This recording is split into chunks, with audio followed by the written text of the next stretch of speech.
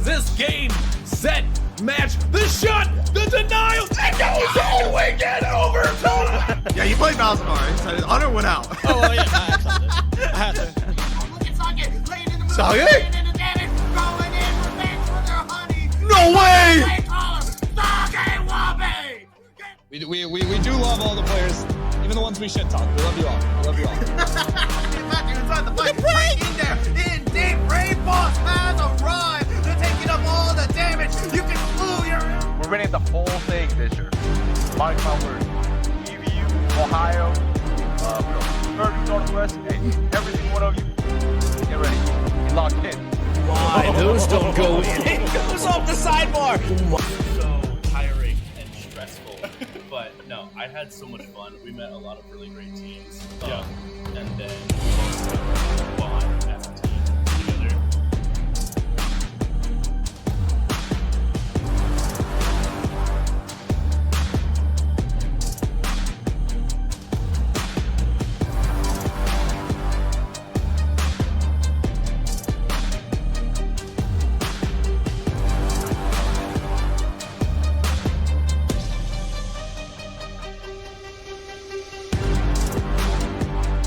Unified welcomes you to the following presentation of the Midwest Esports Conference. Here at the MEC, we partner with schools all over the Midwest to create premier gaming experiences. Welcome to the MEC. Enjoy the show. Hello everyone and welcome to the MEC on this lovely Monday night. It's Mac and MEC covering, I think, a pretty hype matchup. Two of the top teams in the league, two of the top teams in CLOL are going head to head here on Summoner's Rift. The Ottawa Braves take on Purdue Northwest.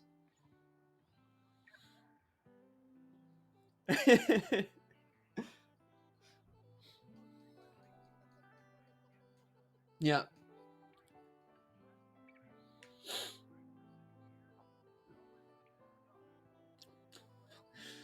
Crazy.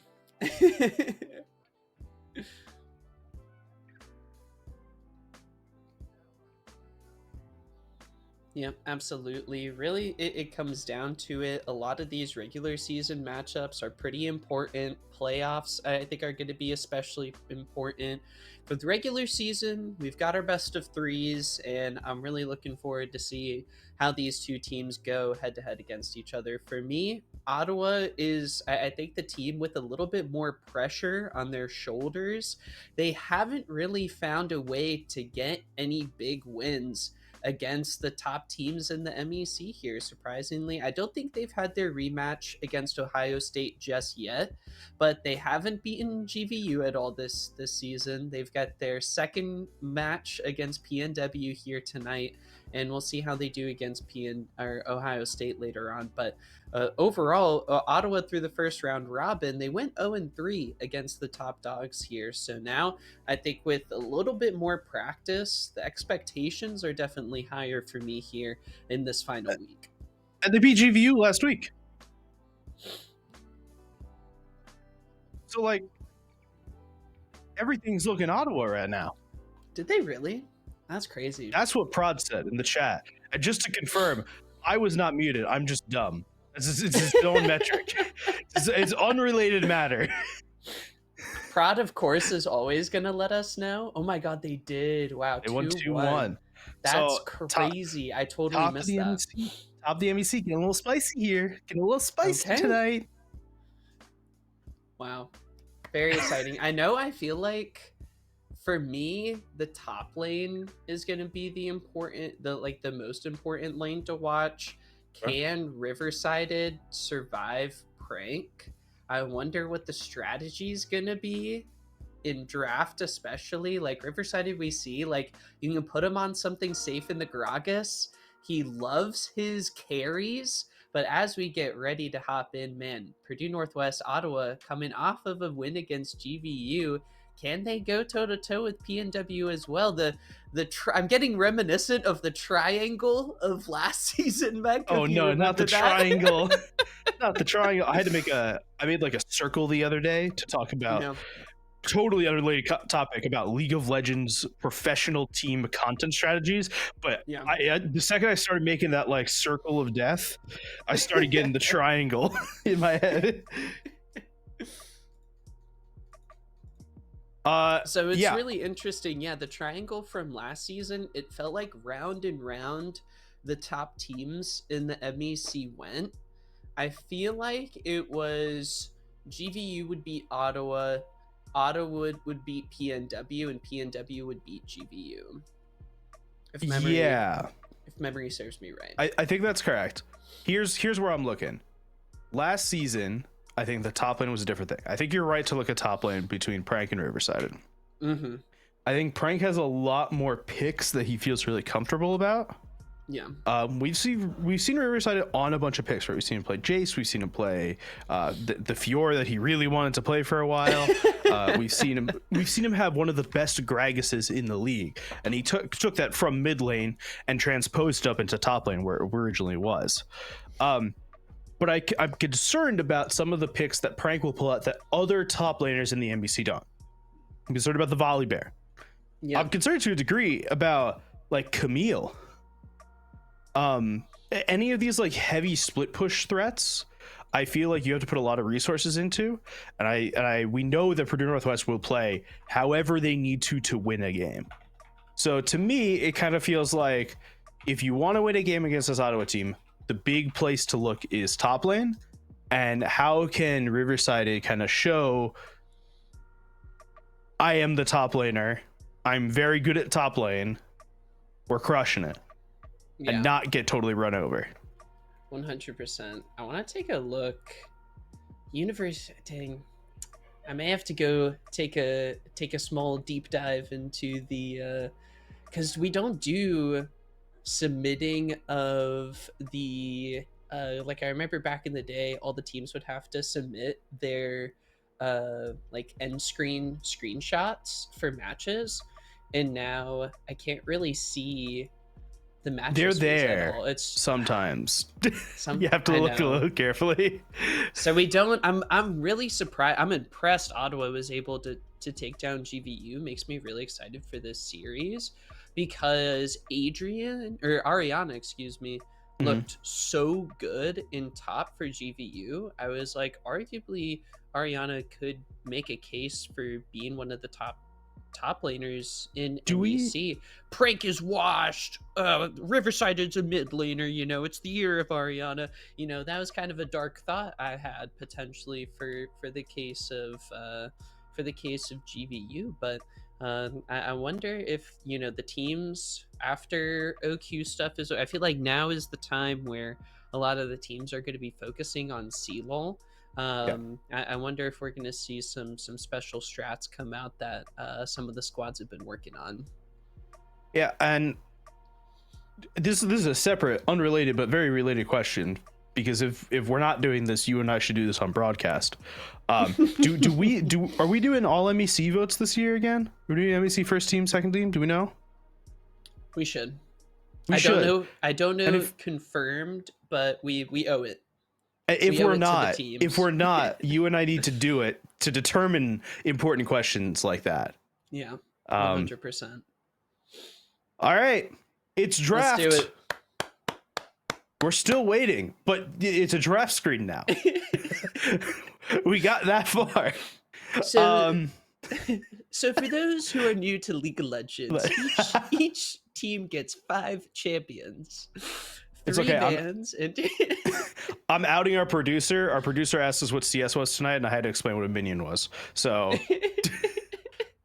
we love you, Alan. And those minions have a lot of gold. So when MEC and Mac talk about someone being like 20 CS up, that's crazy. Hopefully we don't see a 20 CS gap tonight. Anywho, two, I feel like I was so excited and I really wanted to do this matchup tonight because this is, for me, like a storied MEC matchup of 2 teams that have actually gone through quite a bit of changes, but they still have familiar faces. So it's like the best of both worlds for me, Mech, where for Ottawa, they still have Prod in the jungle, who's been amazing and who has been dying less around Scuttlecrab, which has been huge. They've got Blonde still. They've got Plux, and the new joiner, June in the ADC role. I'm really excited to see him match up against Udon. That'll be a spicy matchup. And then for PNW, we've got the mid jungle duo of Aojun and Alchemist. Yeah, I mean, Prank's holding it down in top lane, and everything else is kind of up in the air a little bit. And I mean, up in the air in like the best possible way. It's a team that you come into the season looking like, hey, this team on paper looks like it could be really good. Like Aojun just he's playing in for CGC and NACL next split. Like he's an incredibly good mid lane prospect, and like all this stuff is really, really good. But until it actually works out, you don't know if it's going to work out. Like you could put, I don't know, you could put Faker on the team with like 5 silvers, and it would still be a bad team. I kind of want to see that as a separate. I kind of want to see that as a separate. Really good shot calling. I wonder. Yeah, really good shot calling. No one would listen, but really good shot calling. But with all of that, right? Like. You never know how these things are going to work out until you see it play through in the regular season. So we've seen these teams play through in the regular season now, and I think it's been really, really nice to see the Purdue Northwest. Experiment is the wrong word, but it kind of feels right in that they had this team who was incredibly good last year, and now it's basically a brand new team, and they are just as good, better even. They feel more dominant through the regular season than they have in a while. 100%. And bans are coming through fast and furious. I will like to note that since last week, we have new additions to the jungle pool. Nefiri is busted. Gwen is busted. I was going to ask you, Mech, with the new patch coming in, I feel like I saw a lot of ADCs actually get nerfed quite a bit. Like Ezreal got hit with some stuff. What are the jungle updates your main changes that you're kind of keeping an eye out for? So here's the thing. There was a bunch of nerfs that happened across the board. Let's hold on the talking about patch. We're gonna have a bunch of minutes between end of draft and beginning of game because these teams have already picked stuff. Zyra Cho'Gath, if Gat gets locked in on the Ottawa side, is incredibly fun. I'm not convinced Cho'Gath won't get locked in. We've seen Riverside play it before. Ezreal, good. Karma, incredible pairing in the support. We've seen it in flex before in the MEC. I never expected the Zyra to go support. That was Yep. 100%. This Karma could be a flex. It could go to mid lane. We have seen that happen in MEC this season before. Nocturne Rumble, I really like on the PNW side. In Orianna coming through would kind of bring together this ball delivery system, and then you chuck the equalizer. Prime Day delivery. Exactly. That feels like a really good pick, though it is a lot of magic damage early. So I like the Rel pick. Feels pretty safe. Feels like they could go a couple different ways on the second set. Bans all over the place. We've got 2 top lane bans on the Ottawa side. We've got 2 jungle bans on the PNW side. Both sides have banned a bot laner. Bans are coming through quickly. Deep breath. Cho'Gath does get banned away. Rumble, Mech, do we think that's going top? There's not any crazy... No, there's no weird Rumble in the jungle stuff. Okay. It's not a thing anymore, as much as I would like it to be a thing. Not a thing right now. Orianna, great ban from the Ottawa University side. I think that's a really good bit for the Purdue Northwest comp. Happy to see it gone if you're an Ottawa fan. Yeah, Aojun's been dominant on the Azir this season. Do you think that's the second ban that comes through? PNW also haven't gone a direction in the bot lane.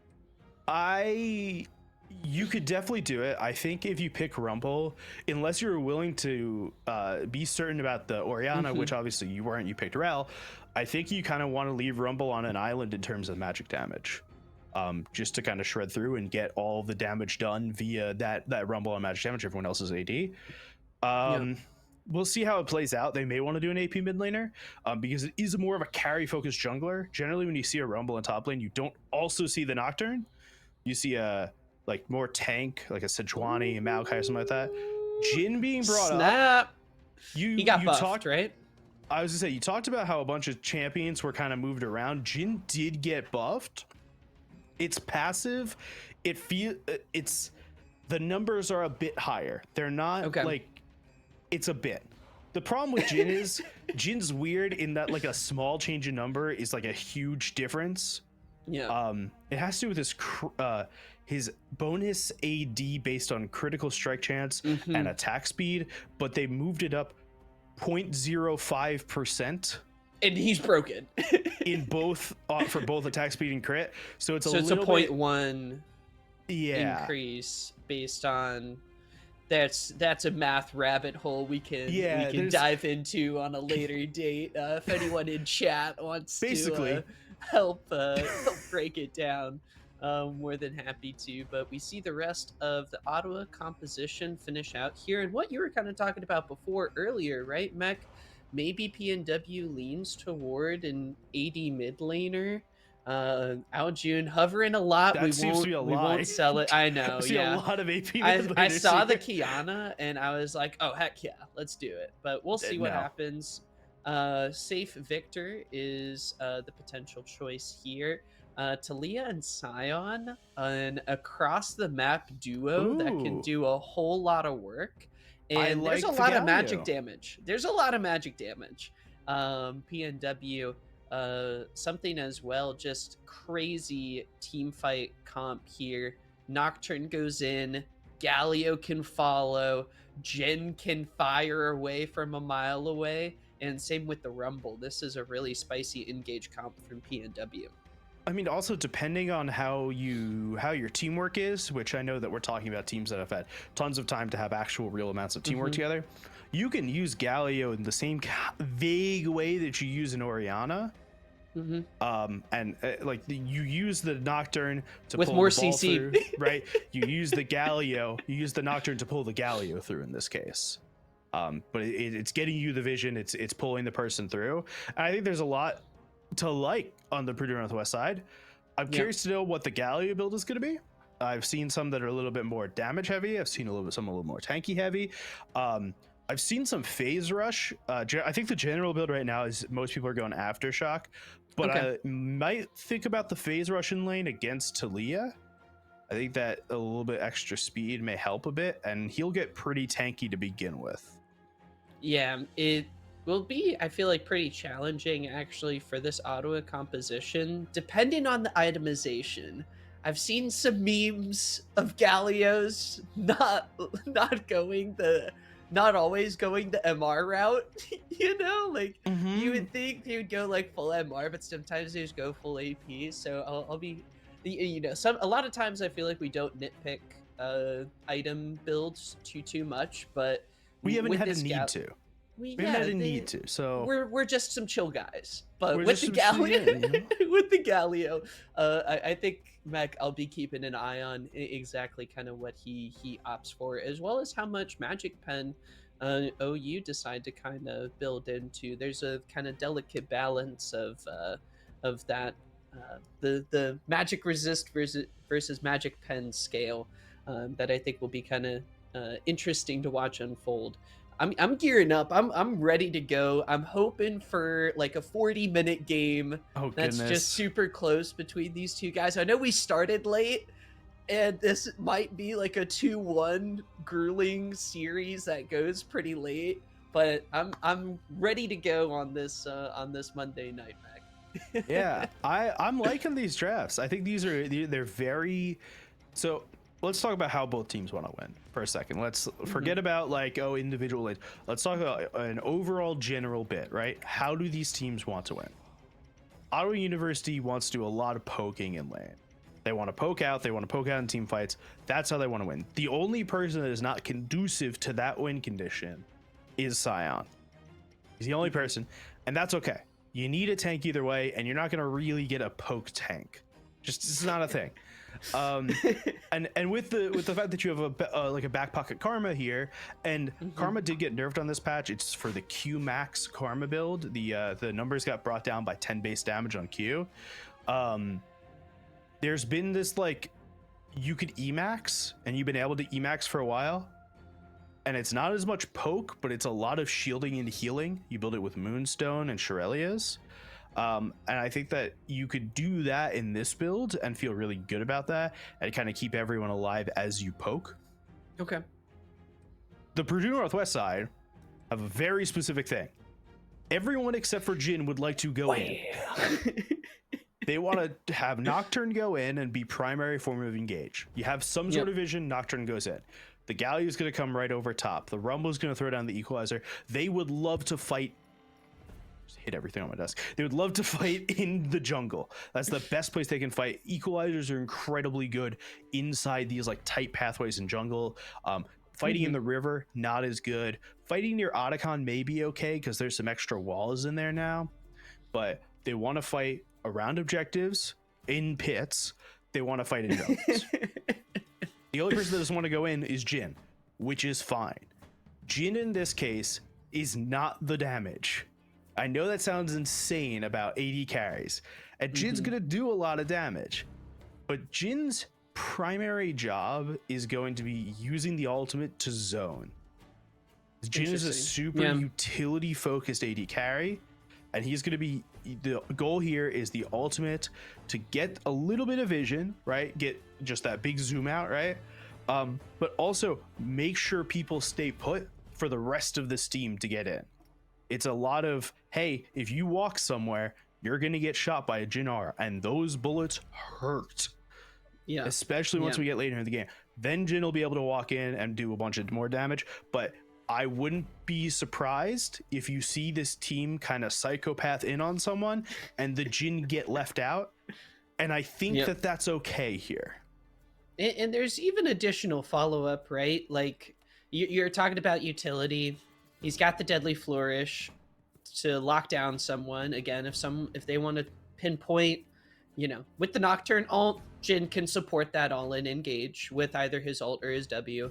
And you're talking a lot about fighting around objectives. Jin also pretty good in that scenario as well. He's got the traps if PNW get there first, or if Ottawa are already on the objective. Again, Jin R comes into play. The curtain call will be glorious. I assure, as the Udon fans pour into the chat, I know they want to see. I open chat for 2 seconds. 2 seconds. I also do want to shout out Fat Cat from Drury.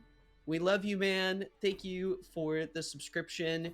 Enjoy your ad-free viewing experience of this match here. Sending a lot of love to the Drury team and the Drury the next squad. match though.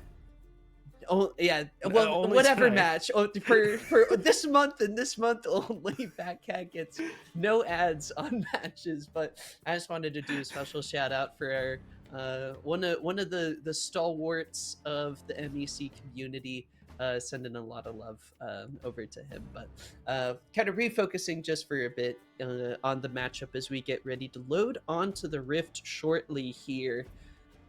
2 minutes, give or take. Don't quote us on that. But for Ottawa, looking at the lanes a little bit, we talked about how the teams are going to be winning.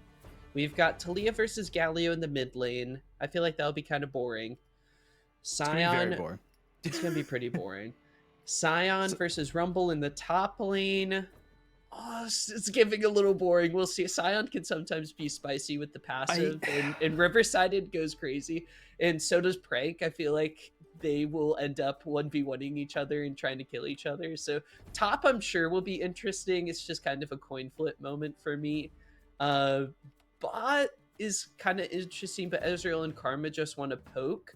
I'll honestly be watching MEC for me. How well can June play on the Ezreal alone? And is Plux going to be able to roam effectively on the Karma? I actually think the most exciting lane to watch tonight isn't a lane. It's the jungle. Yeah, 100%. I think it is. It's without a doubt the jungle. Not to say that the lanes aren't exciting, but I think that all of these lanes have a prescriptive way it should go before we start, right? Talia's going to try and poke into Galio. Galio's going to build up a lot of magic resist, not be able to die, shove the lane, roam around. Yeah. Bot lane is going to be Ezreal Karma, shove the wave into a Jin Rel. You can't clear with Jin Rel. Ezreal Karma's going to shove a lane to Jinrel. Jinrel's going to farm under tower. They're going to push out a little bit. Then Ezreal Karma's going to shove him back in.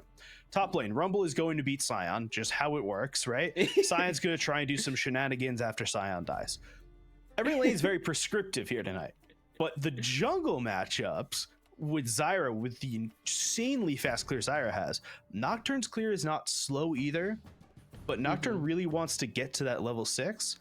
Look for look for Nocturne trying to power farm a little bit early. Okay.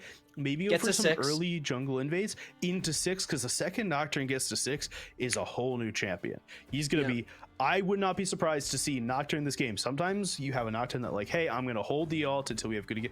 I would love Alchemist this game. If the R is up, you're pressing R. It doesn't matter if you're going for anything or not. You press R every single time just for that massive amount of CC, because that can change how your lanes work. That could give a Jinrel some space in lane, because Karma Ezreal doesn't know what they're doing. That could give Galio the ability to roam down to them, or to roam up to a Rumble Sion lane, where Rumble may be winning, but maybe they're putting effort into. It feels like if it's off cooldown, it shouldn't be. That box should always be gray until we reach about 15 minutes. Yeah. Right? Once we get out of lane phase, once we get towards like a bit more team fighting, a bit more objective taking, then you can hold for a second. But I think especially early game, you're slamming that ultimate. Yeah. And for me, Alchemist has been playing so much Zyra this regular season. I wonder if he's been waiting to bring out the Nocturne kind of as a power counter pick into what Prod's going to be doing. But without much further ado, Summoners, welcome on to the Rift for game number 1 of our best of 3 series. It's the Ottawa Braves taking on Purdue Northwest, 2 of the top teams in CLOL in the nation, square off right here in the Midwest Esports Conference. The teams taking a roughly passive start. While it's still the regular season, we're in the last week of the regular season. Teams are trying to build momentum as they lock in for playoffs that start next week. As Fat Cat said in chat, if you're feeling fancy, if you want to bet on your squad, the prediction in the chat is ready to go for you to bet your channel points on who you think is going to come out on top. Now, Aljun on the Galio did go the phase rush and is going to find quite a few members of the Braves trading with him extremely early on as the minions clash in the lane. Oh, and a jungle invade here as well, MEC.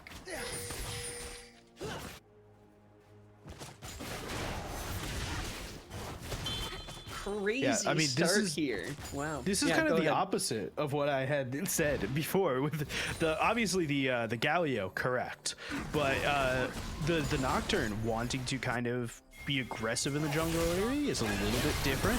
See, Nuke's trying to go for some juice here. Prod is here.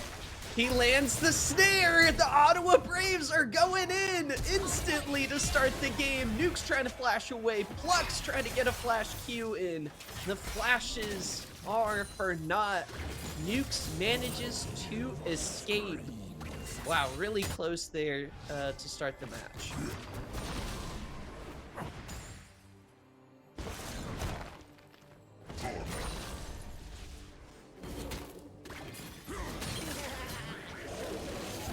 You see top lane kind of going as expected. Rumble up to a little bit of an early CS lead. Shoving the wave in. Bot lane going as expected. Bit of a shove in.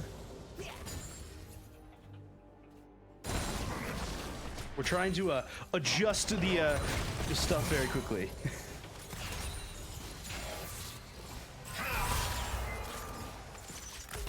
if you click on the scoreboard, Alan. Aha! We've got it. We've got the tech, everyone. We're somewhat of experts. We're goaded. We're rolling. We're rolling. All right, no first blood there. Really nicely done by Nukes to get out. It's a really early CS lead for Blonde, by the way. Aljun had to back. I think it was the right thing to do anyway. He was quite low on HP. And this is the aggression I expected from Alchemist, by the way.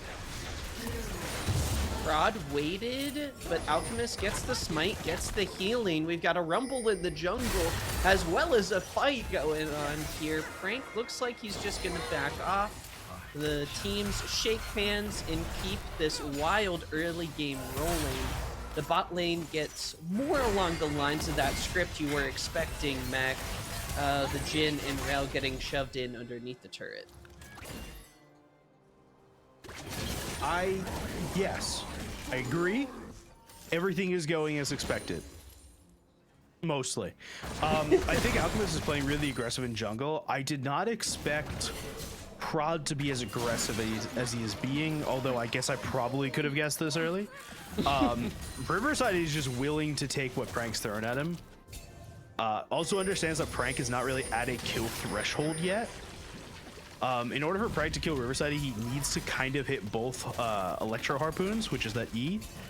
He gets multiple charges over time, but he just doesn't have both charges up at the same time, and Sion is quite tanky, will continue to be quite tanky. And you notice, first item we went for, Null Magic Mantle, it's for this magic resist. Rumble's not gonna be able to kill Sion for that long, and so Prank wants to do as much damage as early as he can. We do see the mid-wave crash in underneath the turret. That's gonna even out, and the minions are gonna be meeting back in the middle as Dragon spawns, both mid laners very close to level 6. Big ultimates with big implications on the rest of the map. The hero's entrance and the Weaver's wall can have a huge impact when looking for team coordinated plays. Alchemist looking for maybe a gank of the mid lane or just kind of exploring. It's gonna spot out Prod as the bot laners go toe to toe. Blonde gonna get caught out here in the mid lane, and there's nothing he can do but try to flash away. Prod might get caught in the crosshairs as well, as First Blood goes over to Purdue Northwest. Yeah, so First Blood goes over. It's really aggressive again from Alchemist. This is what you kind of want. Being able to poke out Blonde and just kind of tape Blonde. You have to go flash for flash. You have to follow up with the flash, but Prod couldn't get there in time. And that's the start of Purdue Northwest getting a little bit of a lead. You can see that they've got a 600 gold lead. It's nothing massive. There's not going to be anything massive early game where you would see a gold lead is in the bot lane, and we see a lot going on in the bot lane, and Flux going down quickly to Udon. A big fourth shot comes through to finish off the Ottawa support. Sion ultimate used, I think, to get back up to top lane. June trying to flash away, but there's no escape as another fourth shot, bang, comes through. PNW up 3-0 as Alchemist takes down the Void Grubs. The #1 team in the MEC are off to a hot start. They are. They're playing very well. Udon had to flash for it. It's a worthwhile bit there. Especially if you can go back, get the serrated Dirk, start to get towards Collector. That's kind of where Udon wants to be. That's the comfort zone. Flux has to Not flash. again. This very easily could be a kill. Nuke He's should get maybe secondary trying to W up. bait. Prod and June are in the area. Nuke's no mana. Udon no flash. Does still have barrier. Things are getting quite interesting in the bot lane as they're maybe gonna look for a dive, but that's a PNW play if I've ever seen it. The Zyra trying to dive the bot lane with the Ezreal farm. I think we've seen that a few times so far this season. But a lot of pressure from Ottawa is essentially reflected by PNW. I will say nice bluff by PNW. Pulling time, pulling resources from Ottawa University right there. Prod had to waste a bit of time down there. Plux had to waste a bit of time trying to chase after both Nukes and Udon, and it worked out really well in the PNW favor. And this should be a plate going over to Prank, and it will be. Plux, June, and Prod all trying to now set up for Dragon. Said before, PNW wants to fight on these dragons, and fighting is what they'll do to start. Here comes the show that everyone wanted to see. Udon's curtain call does get absorbed, but Alchemist is level 6. The Paranoia is ready to go, and Ottawa are a little too fearful to try and fight around the dragon. MEC, as you mentioned before, it's around the objectives that Purdue is going to be at their best. And Ottawa, to say the least, want to try to avoid it, but in the mid lane, it's the new duo back at it again. Alchemist and Aojun have been firing on all cylinders all season long, and they're continuing on rolling with a big kill on DeBlanc. Years ago, they took away the interaction that allowed you to charge up, Galio W, and then flash into something, okay? Aojun showing tonight that it doesn't matter that they removed that interaction, it's all okay because you said you can flash then W. W flash overrated. Flash W underrated. And what are they going to do? Flash away when they don't have flash? I don't think so. Exactly, yeah. Blonde had to use it. That was the thing, right? Alchemist uses flash early to chase after Blonde's flash. It was a good use of the flash then. It's a good use from Alchemist now to push it again and continue to push that, like, that bit that he has no flash. What are you supposed to do against the Galio flash doubling on you?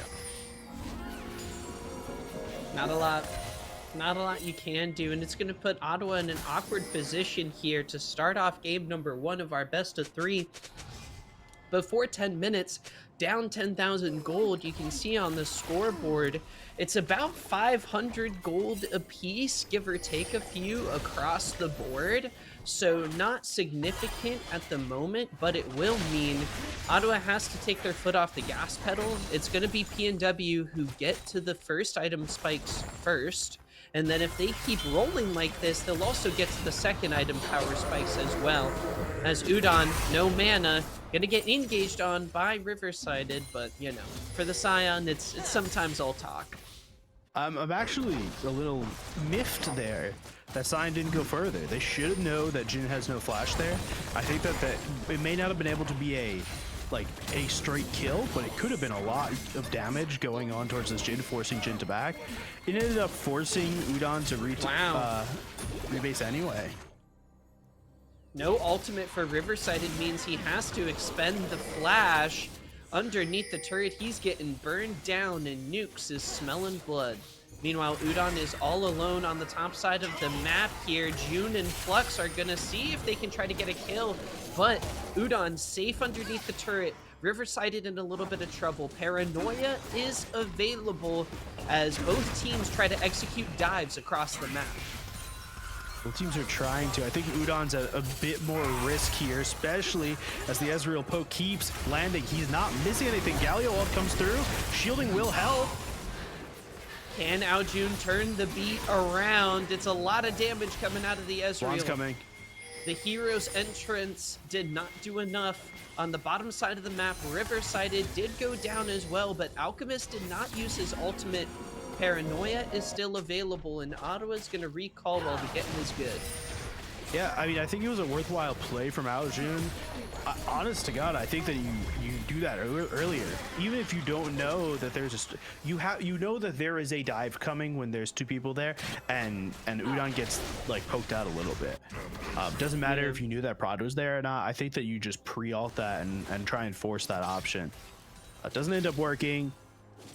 And the bot lane dive does work, so you can't get everything everywhere. And if there's one thing that every League of Legends coach ever will say is, if they're gonna get something on one side of the map, you better get something on the other side of the map.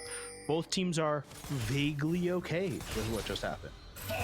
Frank is having an awesome game on the Rumble. I haven't seen Dreyer mention his CS in the chat for a little bit, but he's having an awesome game against Riversided. Teleport coming in. Aojun on the flank. Riversided in trouble. Does have ultimate, but it's going to come in too late. The rest of the fight begins as the curtain call commences. Alchemist trying to get into the back line. It's a snipe from Udon to finish off Flux. Blonde gets absolutely melted as PNW are absolutely dominating. It's a triple kill for Udon as they wipe Ottawa off the face of the rift. And where was Udon most of that fight? The answer, not on your screen. It's the right place for Jin to be in this comp. You see Nukes, you see Aljun, you see Alchemist, you see Prank, all on the front line. The only person that had to get out of the front line was Alchemist after ulting. Ulted right on to Blonde and had to flash over the wall into Dragon Pick. But Udon that entire time, curtain call over the top, using the W to make sure to get some root. And the second that, hey, okay, now it's safe, the Jin walks in, grabs a triple. Boom, just what the doctor ordered for PNW is they're going to extend the gold lead to 5,000 here as turret plates are about to fall. This closes the gap slightly for, or at least closes the window of opportunity for Ottawa to try and find a little bit more gold to boost their odds here. It's a tough position for them to be in. Some items are getting completed, but for the most part, Purdue Northwest is really ready to go at this point in the game. Really solid start for them as Aljun even is A-OK going head-to-head with Riverside here in the solo lane. Just two pool noodles going head-to-head in the top lane. Cool meatballs, man. Cool meatballs. Hollow Radiance completed now for Cyan in the top lane. Aljun's going towards the same thing in the mid lane, but did buy a Dark Seal along the way. And completed boots. Those feats of warfare were completed by Purdue Northwest a bit ago. It's going to be kind of that continued push to try and get them kind of working. And make sure that they get value out of these new boots. I want to direct some attention to Alchemist's jungle build. I have played a lot of Nocturne in my life. I've played. I don't dabble. I play a lot of Nocturne. I play a lot of Nocturne. And one of the people I play League of Legends with most of the time at this point is just a Nocturne one trick. I have never seen people build Profane Hydra on Nocturne. Generally, the Nocturne build is going Hexplate, or it's going Stridebreaker. Look at the damage coming out. That is the lethality Nocturne plus a really strong Rumble. It's a lose-lose situation for June. He's got to choose between the curtain call and the equalizer. In answer MEC, they're both wrong answers. Yeah, there's no right answer on this test. It's secret answer number C, just die under tower. And Udon's back in mid lane because he didn't really leave mid lane to fight that. It's the welcome to Jin range, man. So lethality Nocturne is good apparently. It's not bad. No, it's not bad. No one's got so what it won't have though is it will not have the resistances. Okay. That you generally will have when you build. You can build Hexplate. You build. I've seen Triforce once in a while, but most of the time it's like Stridebreaker, Hexplate. You can throw Asterix in there, right? It's all these like fighter bruiser items that are meant to like help you get some health back, help you survive your dives. When you're playing Profane Hydra, it feels like you're going a lot more for these like I'm going to throw myself in and it's okay if I die. I'm not. I am here for pure damage. And with Udon being removed from every fight to a degree on purpose, right? Because he's playing this Jin, he's playing from really far away. I think that kind of makes sense that you want to have a little bit more of that pure 80 damage up front. Teleport, I think, from Aljun to come down into the bot lane. June is only level 9 on the Ezreal compared to Udon's level 11. Alchemist level 11 as well. He went Axiom Arc second item, which I think is just kind of a Chad move overall. Meanwhile, more dives going on both sides of the map. Turns out at this point, PNW, they're doing a lot of damage, so that dive works out super effectively. June gets deleted. Flux is quick to follow, and across the map, Purdue Northwest are winning every fight and getting everything they want. Riverside, he ulted in and is going to have to take the long way back. Maybe get to be able to clear some of the wave, but PNW are dominating right now. It's been this way for a while. It's been like bad bounty city over on PNW, right? Like the smallest bounty right now is Rel on 150. It's been 100 for a while. 9 assists, 0 deaths, 0 kill. That's the exact Rel stat line you want. Actually, maybe you want like a kill or 2 in there because they tried to go for something whack and insane, and your team got 3 kills off of it. But like, still, that's kind of like it's exactly what you want your Rel to do. You want 9 assists, 0 deaths, 0 kills. Peak performance. Yeah. So like, you leave this team overall, and what is there to say negatively about? So far, it has been an awesome performance for the Purdue Northwest squad. Dragon is spawning in about 50 seconds here. Rift Herald is already on the map, and guess what? Alchemist is already there. He's got a full level up on Prod here and is dominating in the objective department. Rift Herald gonna get picked up in really good timing for this next Dragon, right, Mech? Because that means Purdue Northwest has got options in their shot calling. They can either go for the Dragon or take care of that mid lane turret. And they're not missing any sums. The only sum right now that they're missing is Aojun's teleport, which is a not real sum. They don't care about it in the same way that you generally would care about like a top laner's teleport, because you are playing Gallia. It's the same way you wouldn't care if like Twisted Fate had a teleport or something like that, or Rise in the same kind of vein. So they have a lot of ability to go fight at this Dragon. I do expect that Ottawa may want to try and do it. You can see that they're starting to, they've placed a lot of warding. They're starting to get a lot of vision through that area. Prank is sitting generally nearby, just to make sure that no funny business goes down as Udon takes down his biggest enemy, a simple ward. The greatest battle for all Jin players. His greatest battle this game has been taking wards out. Well, look at this with all the pressure that comes with just playing around the Dragon. PNW got a turret. Ottawa's going to try to shoot their shot. Paranoia is used. Alchemist is waiting. And the melting pot around Ottawa is easy to aim and easy to connect on. It is a total wipe as Riverside does take down nukes, but it's not going to be enough. He can't protect June. Prank is on an absolute tear on the Rumble. 7-0-3, Udon 7-1-7. Unbelievable team fighting from PNW, and Mech, at this point, it really looks too easy. This game's over. This game feels so over right now. You're at the 20-minute mark. You're down 18 kills. This game feels over right now. Udon has so much damage behind him. It doesn't even really matter here with this Scion. You can see he's just absolutely crushing through the Scion's health.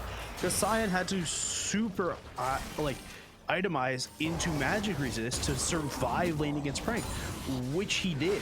Right, Riverside did survive very well into lane against Prank. He didn't die till 10, 11, 12, 13 minutes, somewhere in that ballpark into the game.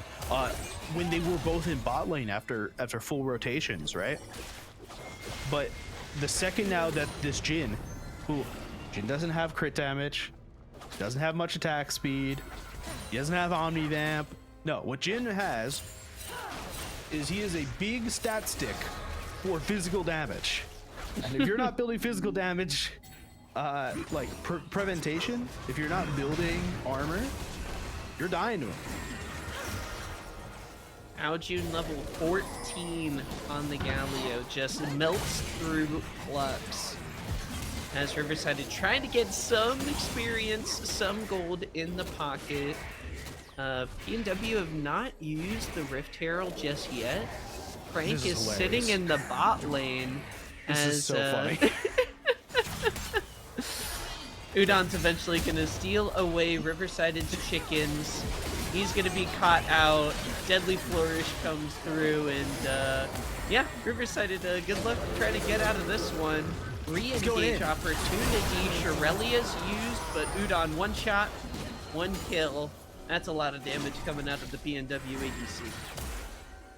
He does a lot of damage, man. There's not much more we can say about Udon damage. Like, he's got 2.5 items, goes IE second item. It's incredible. Alchemist going right after Prod. Here's the Galio ultimate, yep, right on top. Alchemist is not gonna die. Ottawa, excuse me, does not have the damage to take down the PNW jungler. Unbelievable. He picks up the kill onto Prod and manages to get out, and he's just gonna keep stealing Prod's jungle. It is not very nice at this point. June does not stand a chance. Frank's getting shot at their tower. sad. He just has to turn around for a second, take one shot at the tower. Okay, goodbye, tower, you pesky thing. We're gone now. Now we can take care of June. Look at this. The Galio Dark Seal Void Singer damage, unreal, as PNW are up 15,000 gold here at the 23.5-minute mark. I think it's about that time. Okay, so here's a question to start. I mean this in no bad ways, but is this the most dominant game we've seen on stream so far this season? It's up there. It definitely has to be up there. What if you're Ottawa University, what do you do next game? Because this looks unstoppable. And it's weird. It's weird too because this is not the normal Purdue Northwest like composition. Normally you've got Udon on Corky, you've got him on Jinx, you got him on these more like carry champions. You've got Frank on a split pusher. Alju's on a control mage. Everyone's on something different today, and they've absolutely crushed it so far. Do you just hope that if you ban this, that they go back to like the standard version of Purdue Northwest that went undefeated in the first round robin? All aboard the hype train for PNW. Aljun just gonna crash the Herald into the turret. He's gonna try dashing around. The inhibitor turret gets extremely low and actually gets taken down. Rift Herald is going ham. Frank helping out. Curtain Call comes through. The paranoia sets in. And Ottawa just are gonna get wiped off the map here. They do get a kill onto Alchemist, but the damage, the burn, they're put in the microwave as Aljun gets a triple kill. He dashes out of the fountain. Finally, a huge shutdown comes through, but it's an inhibitor that is the prize, and maybe more. Death timers are significant. They've got about 15 seconds here. A little bit of room to work with, but yeah, they're just going to take the opportunity to recall here. MEC Udon may be running through the turret, and we'll see how the rest of this game goes, but I think we've seen the power of this PNW composition on full display. So you talked before about you talked before about wanting to check in on the itemized build of Galio. If they weren't going full magic resist, I'm okay not to item peek tonight. I understand this is not the full magic resist composition that you would have expected from Galio this game. I'm willing to say it's working. It's working pretty well. It's not bad. I think he may know something. Maybe. Meanwhile, PNW gonna set up for the Baron, the cherry on top, and yeah, just go in. Intently, yeah. Just why not? Yeah, being out in your own jungle. What were you thinking, Blonde? It's like that's not safe. You know the meme from Parks and Rec? Oh yeah. Where Fred Armisen's playing the Colombian leader that comes to town. Undercooked chicken to jail, overcooked chicken jail, regularly cooked chicken jail. That feels like what Ottawa's dealing with right now. Is whatever they do, jail. Riverside trying to This is incredible. Jail. He's like, everything is jail. Did they get Baron? Oh my god, I missed. They just threw Baron. They just got a real quick Baron. No worries. Just a they're just a chill team. It's just a chill team. Alright, second inhib tower down. Second inhib soon to come. Prank's in the best situation. Oh, never mind. Alchemist is coming in. There's Udon with an ultimate. That's a very dead Syra. This is... We're watching March Madness this month. And it feels like I'm watching Mike Breen yell bang at the end of every NBA final game. That's just what we're seeing with here. Another day. 20 gold in the green. One more paranoia. Axiom Arc going to town. Riverside gets killed. It's like their third ace in a row because they keep killing the last surviving member. PNW took care of business. That was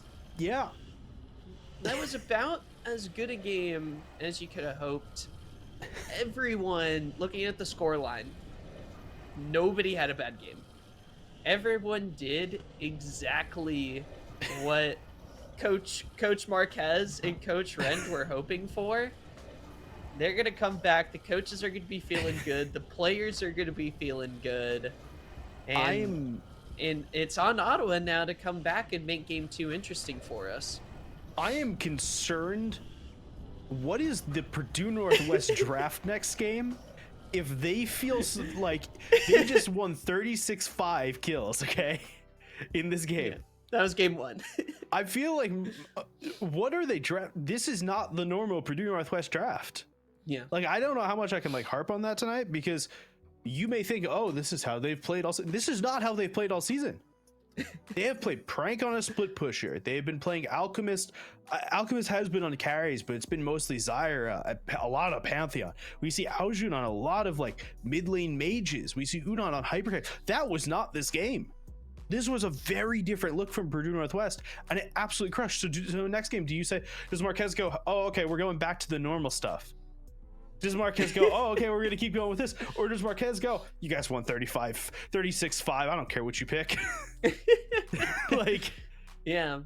I'm curious, honestly, for MEC, how much of knowing Ottawa played. I mean, naturally, the coaches are going to prep for Ottawa. This for me was PNW saying, we're going to counter what Ottawa wants to do. Right? What does Ottawa want to do? They want to put Riverside on something safe. That's what they've been doing a lot. Even though Riverside doesn't want that, that's what Ottawa tells Riverside he's gonna do. Prod on the Zyra was an interesting choice. Blonde on the Talia feels about right, and the Ezreal Karma feels about right. They had a strong early game, and then things kind of went downhill from there. It'll be interesting. We've got a lot to noodle on, Mac. I'll give you one more thought here. Yeah, from an Ottawa perspective, I don't know how you go into bans in this next draft, because now it feels like you're banning for 2 different teams. Are you banning for the Purdue Northwest that's going to have the facilitator in mid lane and play around their side lanes as the play around their jungle and top lane as the carry? And play around like they have facilitators everywhere else? Or are you going to play by the, oh, Aojun's our NACL mid laner, obviously he's going to be the carry tonight, and Udon's been cracked this entire season, obviously he's going to be the carry tonight. It feels like the only person we haven't seen carry a game in the traditional sense is Nukes. So tonight we're going to see Senna. I'd argue. Shout out to Nukes plays a mean rel. He has been incredible, but I mean like carrying the like in the general doing damage, doing damage, a lot of kills. Yeah. I got you. We're in sync here. Mac and Mech are ready to go for game number 2 right after this short break. We've got some time to think about what Ottawa is going to do in the next game. Ottawa's got some time to think about what Ottawa wants to do in game number 2. PNW might just be chilling, but they are out for revenge after dropping a game versus GVU. And after Ottawa beat GVU, I think we'll be in for what will be a compelling second match. But we'll see how it goes here. Don't click out of that browser. More Monday Night MEC coming soon. Alex's Lemonade Stand was founded by my daughter Alex in our front yard when she was 4 years old. She decided she would have a lemonade stand, but instead of keeping the money, she would give it to her doctors so they could help kids like her. And she was able to reach her $1 million goal. She passed away 2 weeks later. She was 8.5.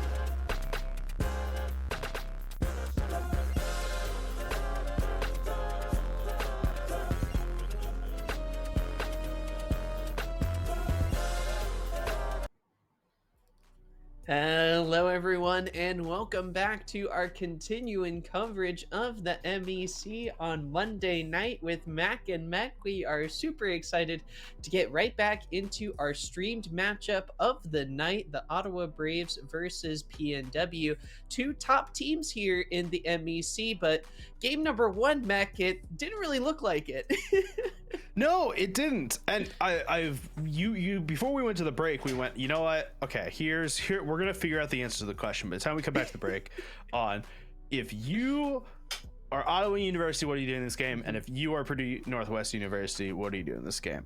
I am not convinced that I have the answer to either, but oh my god, this is incredible. This is incredible.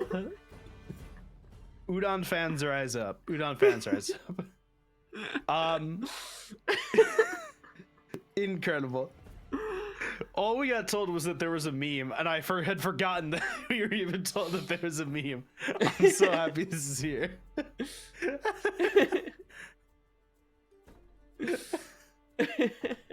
All right, bands coming through. Looks to be roughly the same as last game, though. Callista band won earlier. Waiting to see one more band for Purdue Northwest. Ottawa University still on blue side. While they're banning, Alec, can we pull up the triangle? The Bermuda Triangle. We're pulling the triangle of the MEC. So while we were having our technical issues, I did some doodling, okay? And here you can see the MEC triangle, okay? This happens all the time in the MEC. The Purdue Northwest will beat Ottawa. Ottawa will then go and beat Grandview, and Grandview will then go and beat Purdue Northwest. And so far, we have two sides of this triangle correct. Ottawa has beaten Grandview, and Grandview has beaten Purdue Northwest. So, this game, your thing to watch out for is, can we complete the triangle tonight? Kindred's been picked for Ottawa University. This is different. Yeah, this is a welcome change, and I think something kind of interesting here in the draft phase, right? Mac, if you're Ottawa, obviously last game didn't go as you wanted to go, but you right here you can stick with your game plan and kind of present a new challenge for Purdue Northwest to try to figure out, right? Because Nocturne will struggle into Kindred, so they're going to need another answer here. Varus still strong in the bot lane, super safe option for Udon, and they're going to kind of feel things out here as Prank as well goes for a pretty safe option in the Gnar. Both champs, good in lane, solid in team fighting. Can't complain too much about either one. I will say for the MEC Triangle mech, it was Purdue Northwest last season who defeated the Triangle and became the Grand Champ. They broke the Triangle, and they instead replaced the Triangle with a crown as they took down GVU in the grand finals. This is what happens when PNW... Oh my god! When PNW crushes game number one. We get shenanigans like this. I know, though, that there has been some Master Yi popping up in competitive play. Mech, no, I refuse. No, you refuse? No. So, Hail of Blades? So... Calcep, he got adjusted. He got adjusted. He's got less armor. He does more crit damage. It's not a real choice, okay? Master Yi is not a real. What is this? It's just disgusting. There's a Lucian Navi Kindred, which is like just an incredibly good marksman comp so far over on the Ottawa University. And on the other side, we have Master Yi in 2025. In 2025. I'm here for it. If someone's gonna make it work, it's probably gonna be Alchemist. Pick me a Tarek now. Bring Funnel back. Let's do it. So you say Riot destroyed lane swaps, but can we bring back funneling? If one toxic thing is gone, one toxic thing must take its place. Balance is all things. What is this, man? I got a pencil around here somewhere. Surely. Ah, shit. By the way, thank you, Nukes, for picking Nautilus, for just picking a normal champion. Now, I will note, I am saying this knowing that he has in the past played Nautilus with a Hextech rocket belt and electrocute. We'll note that has been a thing before, so I'm not convinced we're good yet, but could it be the move here into the Lucian Nami? I mean, obviously, Lucian Nami level 2 want to be super aggressive. Can Varus Nautilus match it if Nukes goes the Burst Nautilus build? wait, though, this is such a good Silas game. This is such a good Silas game. Oh, Marquez cooked. I don't know if I'd go that far. There is still a Master Yi. What is going? Like, I know I jokingly said before, like, if you're Marquez, what do you go say to your team? Because you just won 36-5 in terms of kills. But I didn't realize that the answer was going to be Alchemist go play Master Yi. Like, what? I'm really curious what Shivy said in chat for it to bleep it.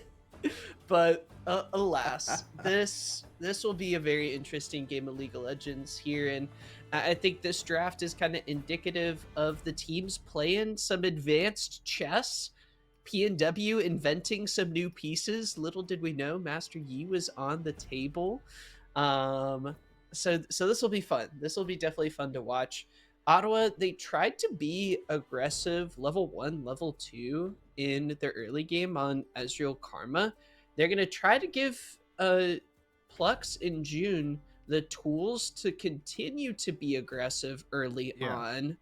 And they're going to, we'll see. I'm really interested in seeing, you know, is Prod gonna keep up the early invade on the Master Yi? Maybe, potentially, Yi doesn't have a crazy strong level 1. Maybe if he starts Meditate, that'd be crazy. That would kind of put an interesting spin on things. But I'm sure usually it'll be a Q start, right? And that's not anything absurd. I feel like I saw LeBlanc tech earlier. I saw a YouTube video of LeBlanc's in a weird state right now. Yeah. Because they just released her VGU. So, and then they forgot to like add a bunch of patches that have happened since like 14.1 or something like that. But I think now it's live that it's caught up. So I think everything's okay. I think it's all been fixed again. Should be interesting. How does Silas interact with LeBlanc ult? You get LeBlanc basic abilities. It's the same way with Karma. Okay. You get empowered Q, W, or E. Okay, and you just get to use whatever one you want. That's pretty good. That's not bad. Yeah. That's not bad. Distortion in chains. I could see it. That's pretty good. I don't know why you'd ever take LeBlanc ult. In lane, LeBlanc ult is I'm thinking maybe for like a solo kill. LeBlanc ult is the worst ult on the other team to take. Nah, that's the one I'm thinking about, Mac. Don't worry. Lucian ult? Nah. Imagine LeBlanc Nami ult with AP damage. Oh, wow. That wave could do a lot. And then of course you have the Malphite ultimate with AP damage. Yeah. No, this is a disgusting comp for Silas to go into. This is incredible. Yeah. All right. Frozen Heart first for Malphite. I don't know what more. And we go from there. You finish everything from there. I don't know what more to say, man. This is disgusting. This is stupid. Again, last game, I want to say the lanes felt more predictable. Lucian Nami's kind of makes the bot lane a little coin flippy for me. I feel like it could go either way depending on how well Plux and June play. But PNW, I mean, the Varus Nautilus isn't like, I feel like that's going to be a challenging matchup. They have to play it really carefully. In my mind, top lane going to be pretty boring again. Mid lane going to be kind of boring again. For me, the main focus are the junglers. Prod versus Alchemist. Two absolute studs here in the MEC. It felt like the team of PNW got the better of Ottawa this game. Yes. Now I'm wondering Prod, we have seen his kindred go absolutely off. And so I'm wondering if he can both kind of recreate that performance, and can he outduel Alchemist to set his team up for success here? So we said jungle matchup was like the super interesting last game. It's interesting this game again. Kindred has its own mini game. Yeah, it's like two strong carries. So Kindred has her own mini game, their own mini game. Like Undead God or something. Own mini game with the marks. Master Yi is not the greatest in terms of like, especially really early game, going to fight you for those marks. Master Yi is very okay to just like power farm 6, get items, get Blade of the Ruined King, win the game. So I think that the rest of Purdue Northwest need to be very cognizant of where marks are and moving around. I think Nukes has to be really kind of aggressive with the Nautilus and being okay to leave Udon in bot lane to move Nautilus with the Master Yi to prevent marks from being grabbed. Especially for first Scuttle. If that mark is on bot lane Scuttle, like Nukes is there. Nukes should be right there. And you should be fighting that every single time. You don't want to let this Kindred get ahead early. We've seen it do a lot of incredible things. Lucianami, you said it was really powerful in lane. Their spike is really good at the first item spike. When Lucia comes back with an Essence Reaver or a Collector or something like that. We're at the point where Lucian builds just straight crit. He's not going to build like attack speed. I'd be very surprised to see a Yuntal Wild Arrows come through.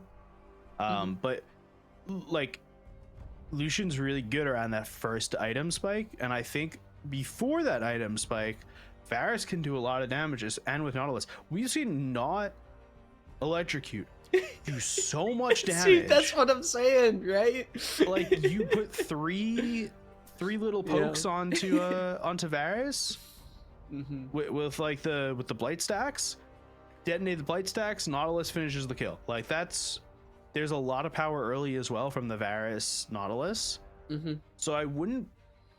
Bot lane will be a little bit of a fight. I think it'll be a lot of a fight.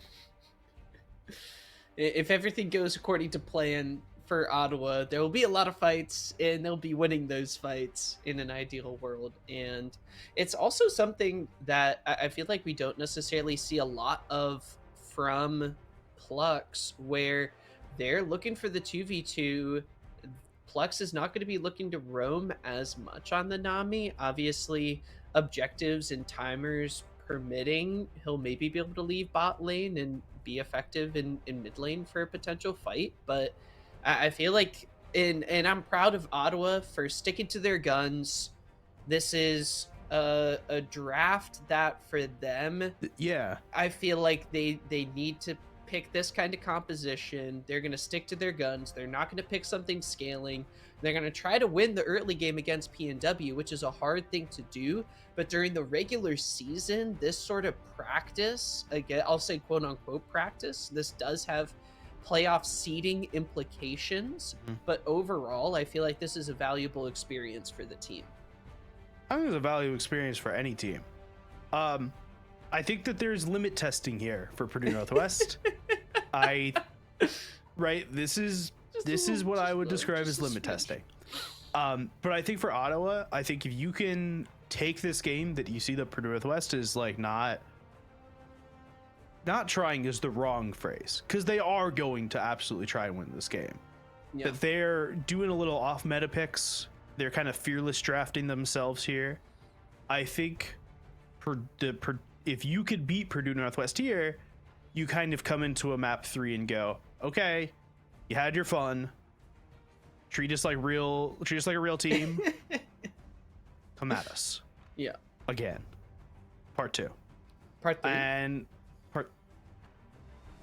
I meant more like game 1 than again. This Master Yi pick, man. It's messing with my head. It's messing with my head, man. It's going to be messing with a lot of us here, and it'll be curious to see how it maybe messes with some of the shot calling with Ottawa. I think both you and I want to see Ottawa not be afraid of it and try to play aggressive into it, especially early on. So the one thing I will keep my eye on, Master Yi on the low, really good at tower diving, right? Between Meditate and Alpha Strike, he can do some tower shenanigans, and Alchemist has been a tower diving fiend, and he's just been so prolific at it that it's been a big thing for Purdue Northwest. So I'm curious. Once again, I'm always curious in the draft, man. I'm so excited to see how these two teams face off once again. Our best of 3 series, PNW up 1-0 after a dominant game number 1. Ottawa Braves in the draft showing us they're not afraid to try to take over this early game and win one back. All right, we're getting into game in just a moment here. I have a lot of questions about the Purdue Northwest side. I don't think that I'm gonna find any of them out right now, and we're going in. We're in. Okay. I'll give a quick welcome to the Summoners on the Rift. We don't get our classic level 1 fun to see where everyone's going. We're hopping straight in, and immediately off the bat, it's Nukes on the Electrocute Nautilus. He's already burned Ignite. He's already burned Flash. June is trying to take down Udon, but it's not going well. He does still have his Flash available. There is the Nami healing, but it is a tough spot for this Ottawa bot lane that we were expecting to do really well. It is a start, right? Like, there's some that have already been used. The barrier was had to be forced from Udon just to kind of make everything copacetic here. June is chunked down right now. Like to give some props to Riverside for using the correct Malphite skin at this time of the year. And he doesn't want to get pinched. Unlike my co-caster. Yep. Yep. Looking at the map here, I'm kind of surprised to see, I guess it's not too much of a surprise, but Prod is just going through his own clear. He is going to be able to get the bot side mark. Alchemist is going to kind of handshake that. But already the junglers are level 4. They are zooming through the early game as I think Prod is going to get spotted on a ward. I wonder, Blonde's looking for the snare, but Aojun's playing super safe.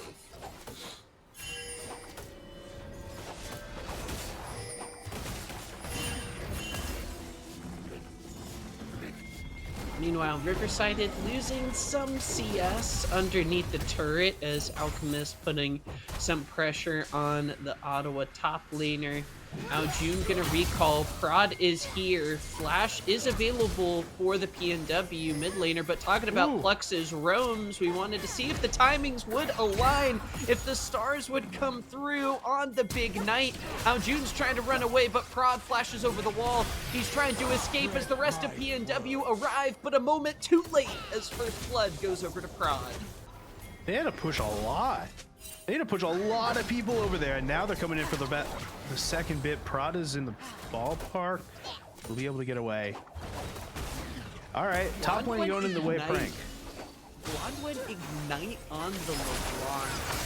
Kudos to him. We'll see if he can make it happen. Big plays, but a good start for Ottawa, as it was Prod getting the kill. And something to note, the Plux Nami works extremely well with the Kindred pick.